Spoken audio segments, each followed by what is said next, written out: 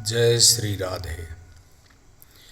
साथियों, अगर आपने भैंस का दूध निकालते हुए किसी किसान को देखा हो तो थोड़ी देर के लिए उसका जो पड़ा होता है उसको छोड़ते हैं और जैसे ही थनों में दूध आ जाता है तो उसे बांध देते हैं, फिर वो सारा दूध निकाल लेते हैं।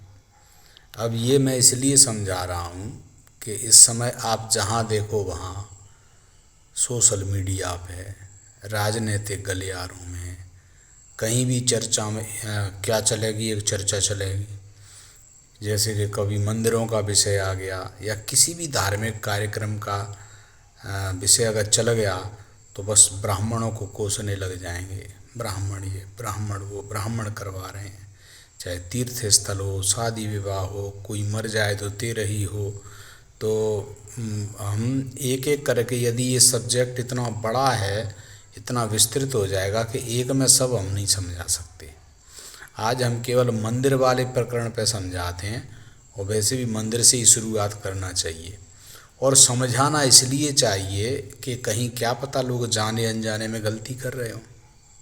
अगर कोई किसी पे झूठा आरोप लगाए तो धर्मशास्त्रों में नरकों की तो लोग ये कहते हैं कि नरक तो काल्पनिक हैं। तो ठीक है, आपका संविधान तो है।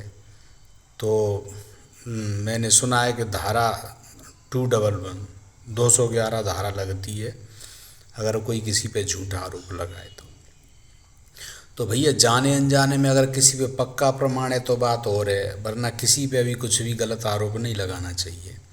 अब जैसे मंदिरों को लेकर के कहेंगे कि मंदिर से क्या है, मंदिर पे के ब्राह्मणों ने ढोंग फैला रखा है, झूठा है कि इन्होंने लोगों को पागल बना रखा है। तो हम आपको बताते हैं कि मंदिर से सबसे कम आमद ब्राह्मण को होती है और किस किस को होती है वो मैं मेरे शब्दों में मैं बताने का प्रयास करता हूँ और फिर आप लोग भी उस पर विचार करें।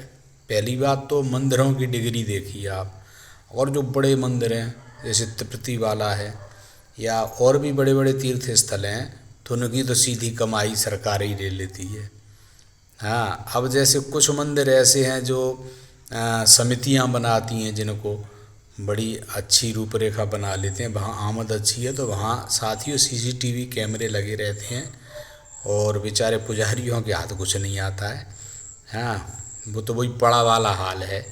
जैसे पड़े को छोड़ देते हैं कि नहीं, भैंस थोड़ी देर के लिए दूध जैसे ही थनों में आया और बस वो पड़े को तो दूर बांध देंगे उधर और वो सब माल उतार लेंगे। तो ऐसे ही भैया ब्राह्मणों का कुछ नहीं, वो तो बेचारे बस पुजारी सेवा पूजा कर रहे हैं।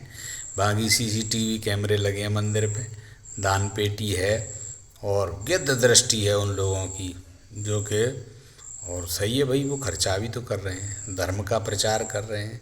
मंदिर बनाने से कुछ भी है, पर बात आ रही है कि ब्राह्मणों पर बिना बात क्यों कुदृष्टि। ब्राह्मण बेचारे केवल पूजा कर रहे हैं, अपने भगवान पे आस्था है। हाँ, फिर भी ब्राह्मण सुखी क्यों हैं, इसकी वजह ये है कि ब्राह्मणों को भगवान ने संतोष रूपी खजाना दिया है, परम संतोष रूपी खजाना, तो जो कि लाखों करोड़ों में भी नहीं मिल पाता है। अच्छे से अच्छे अमीर लोग, समृद्ध लोग जो कि सारे साधनों से संपन्न हैं, उन पे भी वो खुशी नहीं है जो कि ब्राह्मणों को भगवान ने यूं ही दे रखी है अंदर से। तो अब हम बात करते हैं कि मंदिर पे कैसे कौन कौन लाभ कमाता है। आप सबसे पहले तो ये देखिए कि मंदिर के आसपास, वैसे तो वो समिति वाले लोग इतने चतुर होते हैं कि वो मंदिर के बाहर दुकानें अपनी ही निकलवाएंगे मंदिर में और उसे किराए से दे देंगे और फिर वहाँ कोई दुकान करेगा तो निश्चित ही ब्राह्मण तो बहुत कम विश्वास रखते हैं व्यापार पे, तो कोई अगर कोई दुकान खोलेगा तो उस दुकानदार का लाभ है।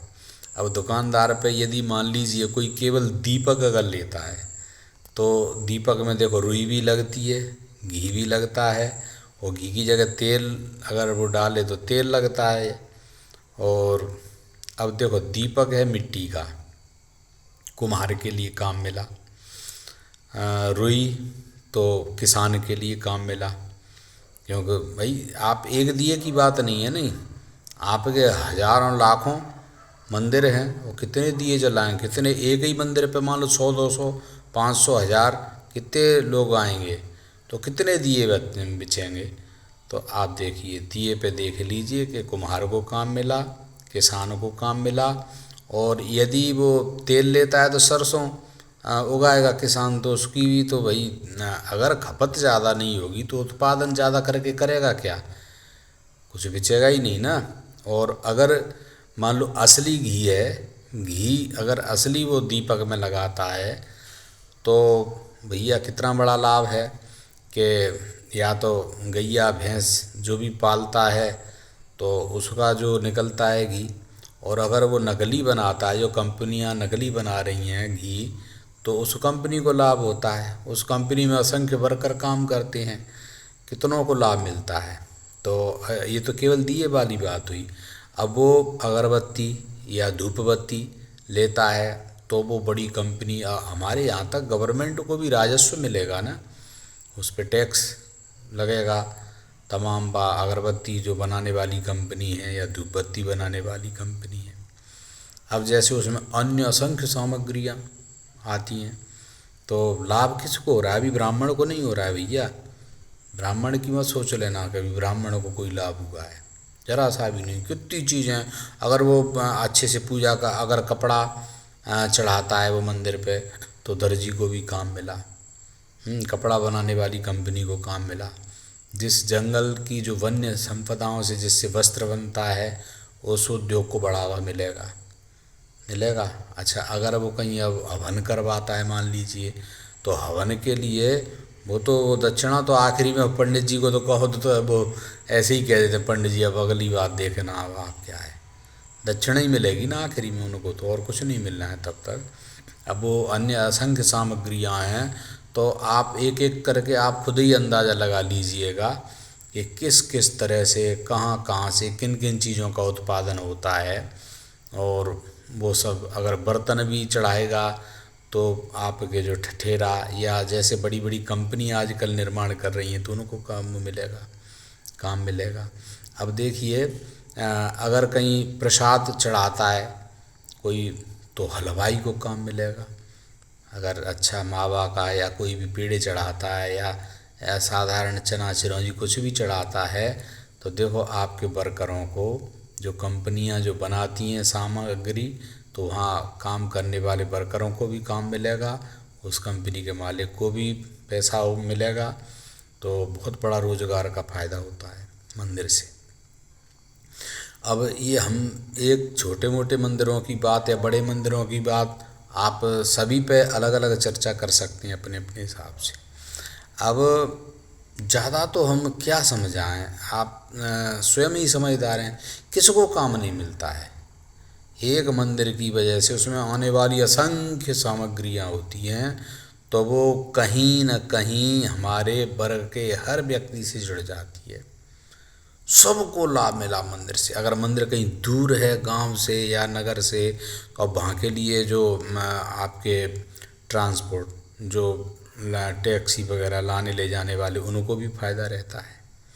और तो और मंदिर के बाहर जो भिखारी खड़े रहते हैं ना, भिखारी, तो उनको भी देखो भीख मिली जाती है, वो भी बैठ जाते हैं, ज़बरदस्ती पकड़ बैठते हैं, तो उनको तो देना ही पड़ेगा ना, मांगेगा तो। बात आती है ब्राह्मणों के लाभ वाली। ब्राह्मणों के पीछे लोग चून बांध के पड़े हुए हैं कि ये लाभ ये लाभ ये लाभ। उनको मैं बताऊं कि ब्राह्मणों के लाभ के विषय पे कि सीजन में जब कोई सीजन आता है ना बड़े त्योहार का, तो जैसे मान लो नवरात्रि आई या रामनवमी आई या महाशिवरात्रि आई, या तो उस सीजन पे जो भीड़ भाड़ होती है जब मंदिरों पे, तो उसके बाहर जो जूते चप्पल उतार के लोग जाते हैं, तो जो जूते चप्पल चुराने वाले जो चोर हैं, उनकी भी आमद ब्राह्मणों से अधिक है। कोई माई का लाल ब्राह्मणों को क्या देता है तो वो आगे बताए, कौन दे देता है और क्या दे देता है, कितनी कमाई है। हाँ, 10-20 लोग जो बड़े बड़े आचार्य हैं, जो बहुत इंटरनेशनल स्तर पर बड़ी बड़ी कथाएं वो कुछ कर रहे हैं, तो उनके लाभों की हम बात नहीं कर रहे हैं। हाँ, कुछ अपवाद हो सकते हैं कि हाँ साहब उन्होंने कुछ थोड़ा बहुत कमा लिया। हम तो उन लोगों से सीधे बात ये बताना चाह रहे हैं, भाई आपसे जाने अनजाने में बहुत बड़ी गलती हो रही है। और साथ ही साथ इस बहाने से हम उन्हें भी जवाब दे देना चाहते हैं जो लोग ये कहते थे, जो राजनीतिक गलियारों में जो बातें चलती हैं कि अयोध्या में भी राम मंदिर बनने से क्या हो जाएगा।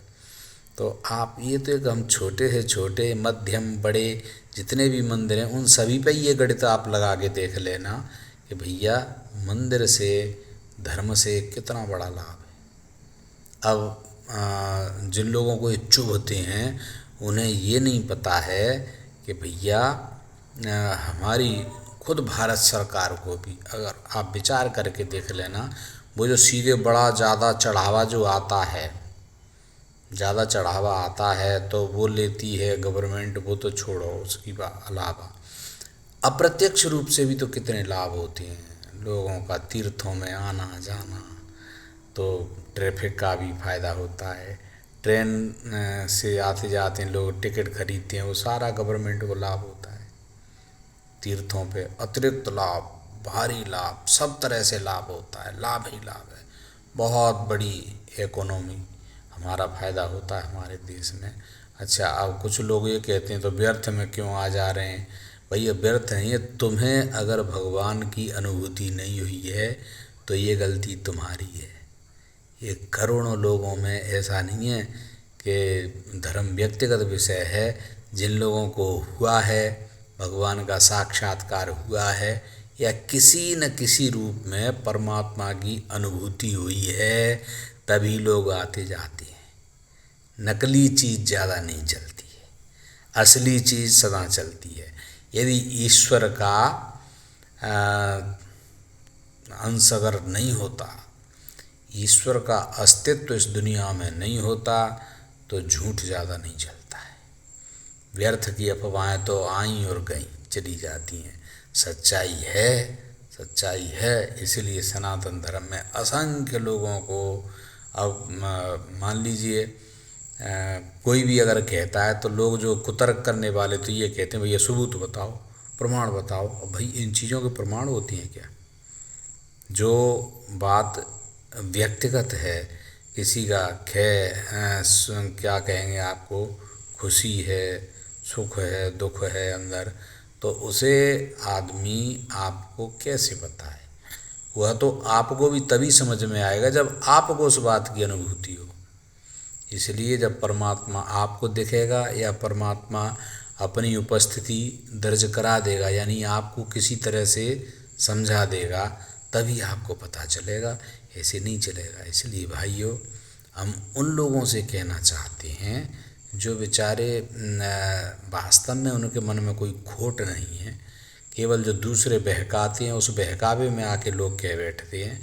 भाई देखो, जो उंगली उठाएगा, जिसको भारतीय समाज में अचानक अराजकता फैलानी है तो वो तो करेगा, वो तो अपने तरह तरह के प्रयोग करेगा। तो उनकी बातें, हमारे सज्जन लोग, अच्छे भले लोग जो शुद्ध हैं, सरल हैं, वो उनकी बातों में ना आए।